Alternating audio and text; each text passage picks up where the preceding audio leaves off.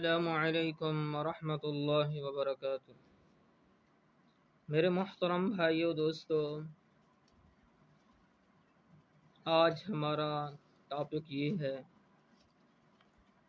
کہ ختنہ جو ہے اس کی ابتدا کہاں سے ہوئی اور کس نے اس کی ابتدا کی ہے۔ مشکوٰۃ شریف کی حدیث پاک میں آتا ہے کہ ختنہ کی ابتدا حضرت سیدنا ابراہیم علیہ السلام نے کی ہے اور ان کے دور سے ہوئی ہے، اور اب یہ سنت بن چکی ہے۔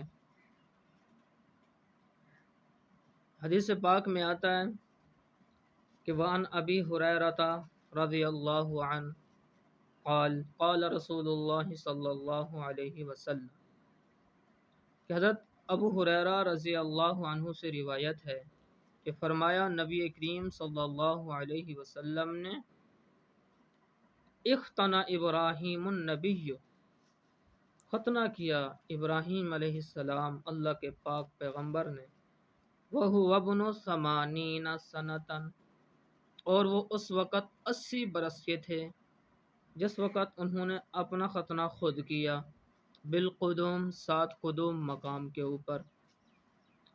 حضرت ابو ہریرہ رضی اللہ عنہ سے روایت ہے کہ رسول اللہ صلی اللہ علیہ وسلم نے فرمایا ابراہیم علیہ السلام نے 80 برس کی عمر میں اپنا ختنہ کیا، اور اس وقت آپ قدوم مقام میں رہائش پذیر تھے۔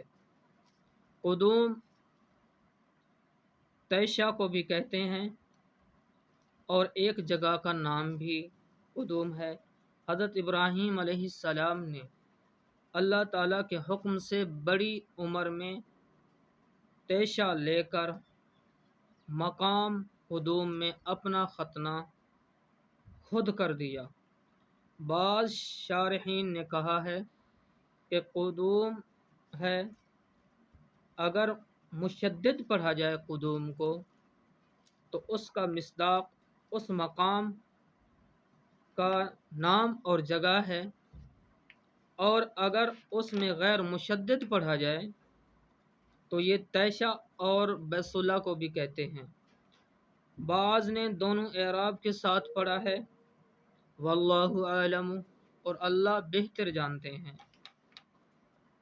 ختنہ کی سنت کی ابتدا حضرت ابراہیم علیہ السلام نے کی ہے، جو اللہ کے پاک پیغمبر ہیں، اور اب یہ اہل اسلام کے لیے سنت اور شعار ہے۔